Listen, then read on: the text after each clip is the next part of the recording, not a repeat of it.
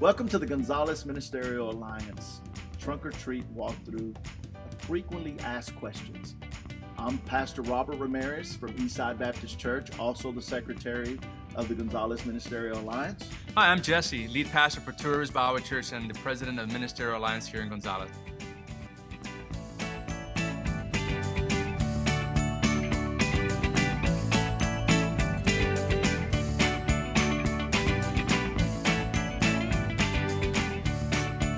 You know, there's a lot of questions being asked because of this trunk or treat walkthrough that we're having. And the first question is it irresponsible to have this event during this pandemic? I mean, that's a great question. I think it's not only responsible, but it's also not an event.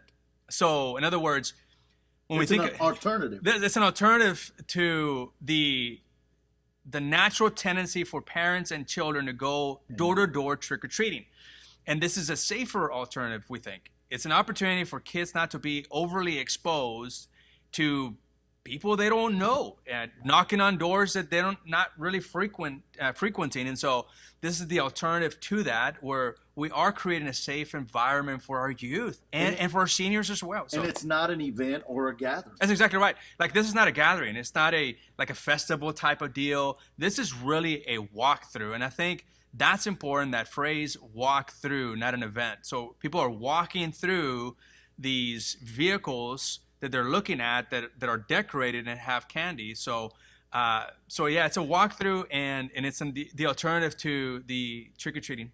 And we'll also have volunteers that Jesse and I will be talking with to make sure the CDC guidelines are taking into effect. We're going to have someone there at the entrance to be able to make sure that we keep our groups 10 or less, and they're going to give time in between groups. So they'll send a group in and to be able to start, and then wait about 25 to 30 seconds, and then another group of 10 to be able to go in. Now, if you're a family of 8, of course, we'll let you go in as 8, but we want to kind of keep it in groups and keep some distancing between the groups as far as time, so that we're not going and being on top of each other as far as, being in a gathering or a group. That's what we want to avoid. So I'm very thankful also for the volunteers who will be helping. They're also making sure that all this is taking place, that everything is being done properly. That's a great point right there, is that I think I want people to realize and understand that this is a multi-layered approach in terms of volunteering. We have 5 different churches that will be represented there, and we're working together with their teams, with their respective teams, and training them to best practices during the pandemic. We're working with the city as well. We're working with the city police. Churches. Yeah, we're working with the Parks and Recreation. Right. I mean, we're working with a lot of different departments to make this a reality here in our city. Number 2, what kind of precautions is the Ministerial Alliance taking to keep this spread of COVID-19 so that it does not become a super spreader? We're taking a very in-depth and wide approach towards that. So when it comes to our volunteers that the churches will be providing and to host this experience, our trunk or treat volunteers, the ones that are decorating their vehicles, they have several different guidelines that they will have to abide by so that we can execute this experience. For example, they'll have a table in front of them, keeping 6 feet distance. They'll have the sanitizer bottle, right there at the end. The candy will be pre-bagged as well. So the kid, all they have to That's do exactly is right. go by the That's table it. and pick Pick it up up. their bag and go. There's fewer- no digging into anything and exposing anybody. That's right. There's not little Johnny going in through a lot of candy trying to kind of find his or her candy. So we're kind of eliminating that. They're suggested to wear masks as well. Right. Now you have the greeters and ushers that will be there also helping out, and their mandate is to wear a mask, and because they'll be exposed to a lot of kids and adults as well. We'll have also, we're suggesting for the people in the community to consider wearing masks as well as they come to this walkthrough experience. And as we said before, this CDC guidelines it's to a lot of us, we've heard them over and over. And what I tell people is, use common sense. This is what we need to do to make sure that we keep each other from being exposed. If you're sick and if you're not feeling well and you have symptoms, please stay home. Yeah. Don't come and to this walkthrough and expose many people, because we don't. This is one thing we don't want it to become, is a super spreader. Yeah. So I'm very thankful that the Ministerial Alliance, with the help of the volunteers in the city and those that have come together with us to make sure that this is going to be a safe, awesome event. Yes, absolutely. Number 3, what can people expect or families expect when they approach the square? Well, they can expect parking space, already allocated for this trunk or treat walkthrough. One of those spaces will be at the Hero Square. That's going to be set aside for people coming in to do their walkthrough. Also, the First Baptist and First Methodist parking spaces in front of their churches, also all that space too is going to be designated for this walkthrough. And there will be volunteers out there as well that will be able to direct the traffic of the people and things like that, to show you where the entrance is going to be. So we will have those, and they should be wearing yellow or orange vests to be able to identify them. So they'll be out there just helping to make sure that everything goes safe and that you're directed in the right direction. We're also going to have law enforcement that's going to be out there by the lights. And so when parents and their children are crossing the street, we're going to have law enforcement facilitating that as well. There'll be a clear entrance, very clear entrance, and a very clear exit as well. And Jesse, will there be any streets that will be closed off?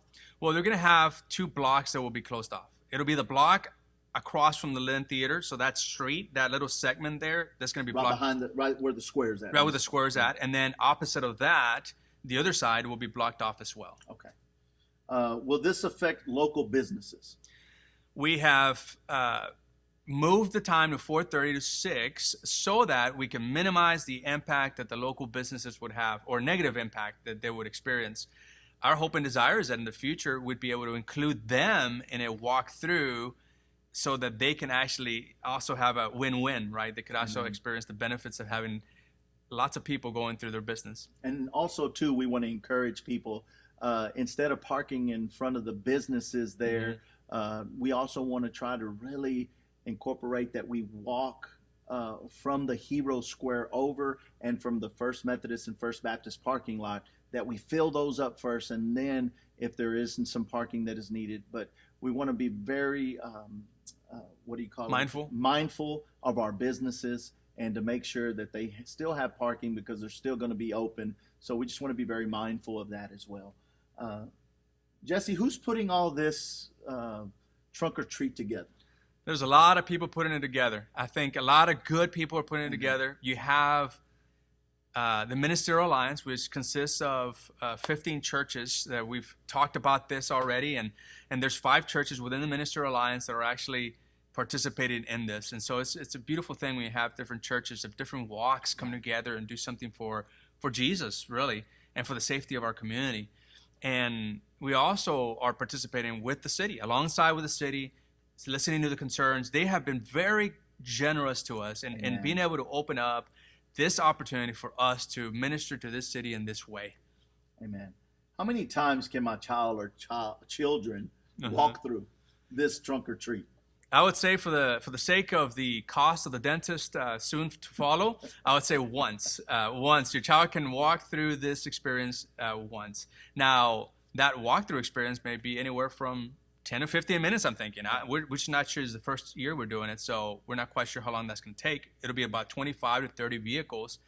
So by the time they're done with the experience, I mean, they would have had a great experience. And what would you say, speaking about children, what would you say to the parent that just kind of wants to drop their children off and go around the block, or they want to go to Walmart and go pick up some things and then come back and pick them up? You know, what are your thoughts on that? Yeah, I think we just have to be mindful, I think, during this time. Realize that the idea of dropping off a child and you going somewhere else is just not going to work, particularly not during these times either. So we're really going to want for parents or a guardian to walk with the child through this experience. So that's what we're saying. And these are questions that have been asked. So can I bring my child or myself, even if I'm not a member of those churches present, or if I'm not a believer, can I come to this event Oh, or absolutely. this walkthrough? Yes. Let me clarify that. Yes. Yeah, they can definitely come to this experience. This is for the community. This is not just for church people. This is not just for kids that come to our churches, right? This is for the kids of the community. We want kids that want a safe alternative, that go to Nixon or Welder or Harwood or Cost or Montelia or Shiner here in Gonzales. We want them to be able to experience this. So we're doing our part to be responsible, and we know people have common sense and they're going to do their part. So yeah, everybody is welcome. And the other question was, do I or my child need to have a mask on while walking through the trunk or treat? We can't control what people do, but we can give a really high suggestion to do so. So especially parents, if you're not wearing a costume and you're coming for this, walk-through experience, you can definitely wear a mask. We want to highly suggest for you to wear a mask. Highly suggest that. If kids can wear a mask, also very, very much suggested for them to wear a mask as well. We really want to consider this a mask-up event. I like that. What does it cost to enter the trunk or treat walkthrough event? Absolutely nothing. This is a free experience, free walkthrough. People can come, enjoy. There's no cost to them, and so just come. Awesome. Well, I appreciate you answering these questions. These were the 10 most frequently asked questions. And for you, the community, we just want to encourage you that we're doing everything as the Gonzales Ministerial Alliance to keep this a safe, CDC-based guideline event. And we just want you to come and enjoy just the presence of being able to come and shed some light. We want to shed light in this experience for you. So come, we just want to see you there. Thank you so much. On behalf of the Ministerial Alliance, God bless you. God bless you, folks. You guys have a wonderful day. That was good. That was good. I thought that one was the best one. I think so too. It was just easy. Yeah, casual. Yep. Had the right kind of balance.